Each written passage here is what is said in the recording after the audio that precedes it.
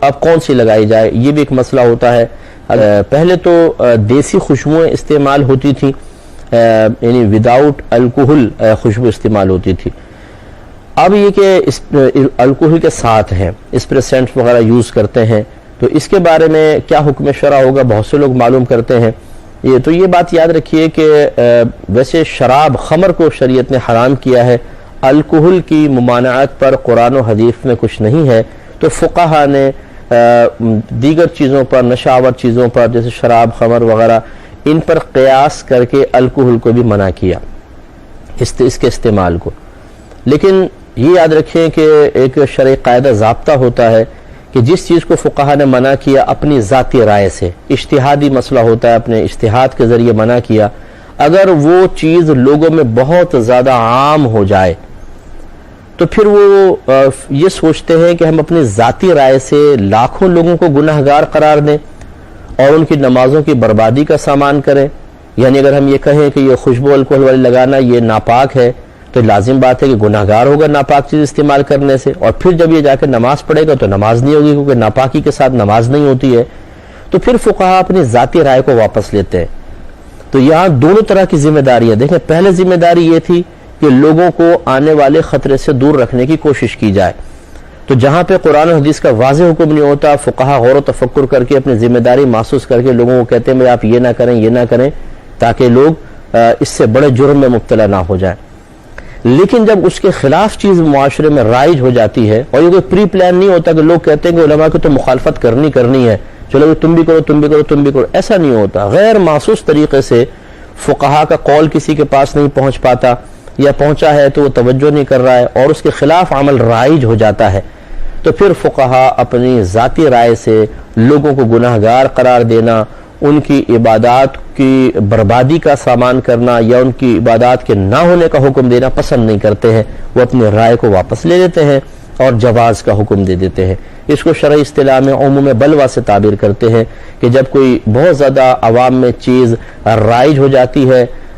جس کو کہتے ہیں ممنوعہ چیز، اور قرآن و حدیث سے اس کی ممانعت پر کوئی صریح واضح حکم بھی نہیں ہوتا ہے، فقہا نے اپنی ذاتی رائے سے منع کیا ہوتا ہے، تو پھر عموم بلوہ کی بنیاد پر علماء یہ فرماتے ہیں کہ اگر ان لوگوں کو ان چیزوں سے روکیں گے شدید حرج میں مبتلا ہوں گے، بہت زیادہ، کیونکہ عادت چھڑوانے میں شدید حرج ہے، اور پھر یہ بہت زیادہ راسخ ہو چکا ہے، رائج ہو چکا ہے، یہ چھوڑتے بھی اگر ہم لگاتار بھی محنت کرتے رہیں بہت ٹائم لگے گا، تو پھر کیا اس دوران ہم یہ کہیں کہ آپ کے کپڑے ناپاک ہیں اور آپ کی نمازیں نہیں ہو رہی ہیں؟ پھر وہ کپڑے جس پہ یہ الکوہل لگایا اگر اس کو واشنگ مشین میں ڈالیں تو جن میں نہیں ہے کپڑے وہ اس کے ساتھ دھل گئے، وہ سب بھی ناپاکی کا حکم دے یا نہ دیں، تو بڑے پیچیدگیاں ہیں، تو لہٰذا پھر فقہا نے اس رائے کو واپس لے لیا۔ فی زمانہ اس دور میں الکوہل کا استعمال یعنی اسپریسنٹ وغیرہ کا شرعاً بالکل جائز ہے، اس سے کپڑے پاک ہی رہیں گے، اور اگر آپ نماز پڑھیں گے تو نماز پہ کوئی فرق نہیں پڑے گا، بلا کراہت آپ نماز پڑھ سکتے ہیں۔ فتویٰ اسی پر ہے۔ اب رہا تقویٰ، تقوی کی کوئی حد نہیں ہوتی ہے، لیکن یہ یاد رکھیے کہ تقویٰ فقط اپنی ذات کے لیے ہوگا۔ اگر آپ سمجھتے ہیں کہ جی الکوہل کا استعمال مناسب نہیں تو آپ نہ کریں، لیکن اگر آپ یہ فتویٰ دینے کی کوشش کریں گے کہ یہ تمہارا لگانا غلط ہے تو یہ بالکل غلط ہوگا۔ یہ وہی کرے گا جو شریعت کے معاملے میں بیچارے کو زیادہ مسئلے نہیں آتے ہوں گے، کیونکہ ہر شخص مفتی نہیں ہے، اور ہر مفتی موجودہ دور کے تقاضوں کے مطابق 6 وہ اسباب کہ جن کی وجہ سے حکم میں تغیر پیدا ہوتا ہے، ان کے بارے میں جاننے کا، ان کی معرفت کا اور ان کے استعمال کا ملکہ حاصل نہیں کیا ہوتا۔ ہر مفتی اس کے اہلیت نہیں رکھتا، لہٰذا اب نتیجہ کیا نکلتا ہے؟ میرے آقا صلی اللہ علیہ وسلم نے اسے ارشاد فرمایا کہ آخری زمانے میں علم اٹھا لیا جائے گا، پھر فرمایا کہ ایسے نہیں کہ کتابیں اٹھا لی جائیں یا علم سینوں سے کھینچ لیا جائے، بلکہ علماء جلد فوت ہوں گے اور کوئی ان کی جگہ لینے والا نہ ہوگا، تو لوگ جاہلوں کو اپنا رہنما بنا لیں گے اور ان سے فتویٰ طلب کریں گے، اور وہ جہالت میں ان کو فتویٰ دے کر خود بھی گمراہ ہوں گے اور لوگوں کو بھی گمراہ کریں گے۔ تو اس لیے مفتیان کرام سے ہی مسئلہ معلوم کرنا چاہیے، خصوصاً جو اس فیلڈ میں عرصہ دراز سے ورکنگ کر رہے ہیں اور ان میں اچھی صلاحیتیں ہیں، کوشش حتی الامکان کریں کہ ان سے آپ رجوع کریں۔ تو میں نے آپ کو تفصیل بتا دی کہ اگر کوئی تقوی اختیار کرنا چاہتا ہے کہ میں الکوہل استعمال نہیں کرتا، ٹھیک ہے جی آپ کریں، نہ کریں آپ نہیں کریں، لیکن وہ یہ نہیں کر سکتا کہ دوسرے کو کہے کہ تمہارے لیے الکوہل لگانا منع ہے، فتویٰ نہیں دے سکتا، فتویٰ دے گا قابل گرفت ہو جائے گا، کیونکہ حکم جواز کا ہے، فتویٰ یہی ہے، لوگوں کے لیے آسانی اسی میں ہے کہ لوگوں کو جواز کا حکم دیا جائے، اس پر اسٹینڈ لگانا بالکل جائز ہے، آپ نماز پڑھیں گے آپ کی نماز بھی ہو جائے گی،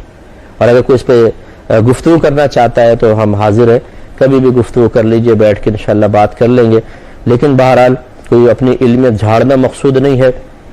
کسی کی تحقیر مقصود نہیں ہے، لیکن سمجھانا یہی مقصود ہے کہ بعض اوقات شیطان تقوی کی راہ میں انسان سے گناہ کروا رہا ہوتا ہے، اس کو غلط راستے پہ لے کے جا رہا ہوتا ہے۔ الکوہل کا ترک کر دینا اگر یہ تقوی ہے تو دوسروں کو اس تقوی کو مسلط کرنا یہ خلاف تقوی ہے۔ تقوی یعنی اللہ کا خوف دل میں جس مفتی کے ہوگا وہ لوگوں کے لیے شرعی رعایت کے مطابق آسانی پیدا کرے گا۔ میرے آقا صلی اللہ علیہ وسلم نے ارشاد فرمایا کہ لوگوں کو آسانیاں عطا کرو، ان کو تنگی میں مبتلا نہ کرو، ان کو بشارت، خوشی، خوشخبری دو، فرحت قلب دو،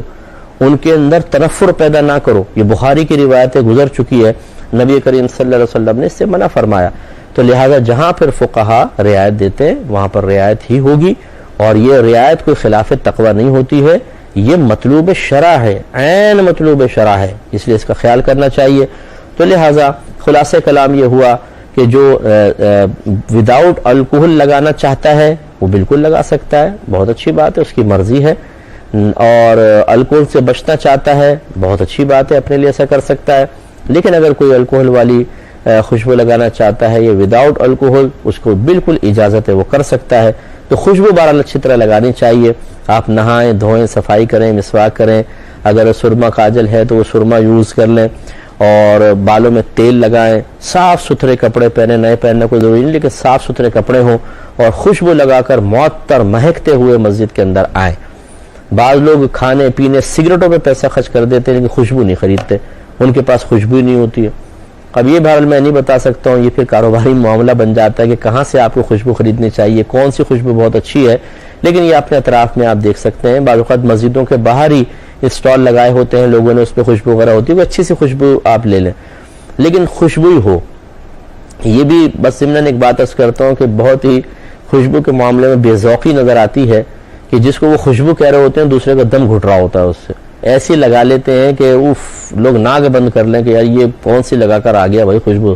یعنی بعضوں کو تو چکر آ جاتے ہیں ایسی خوشبو سونگھ کر۔ اتنی خطرناک بھی نہ لگائیں، پہلے ذرا معلوم کر لیں، لائٹ سی خوشبو ہو، اچھی میٹھی میٹھی ٹھنڈی ٹھنڈی خوشبو ہو کہ جہاں سے آپ گزریں لوگ مہک جائیں اور ان کا دماغ معطر ہو جائے، اور وہ پوچھیں کہ جی کون سی خوشبو لگائی ہوئی حضرت، ایسی کوئی اچھی سی خوشبو استعمال کرنی چاہیے، نہ یہ کہ اتنی خطرناک خوشبو لگا لیں کہ اس کو سونگھ کر جو سو بھی رہا ہو وہ ایک دم نیند اڑ جائے اس کی، یعنی کہاں سے ایک دم طوفان سا آیا تو پتہ چلا کہ حضرت نے ایک عطر لگایا، تو یہ نہیں ہونا چاہیے۔ تو واقعی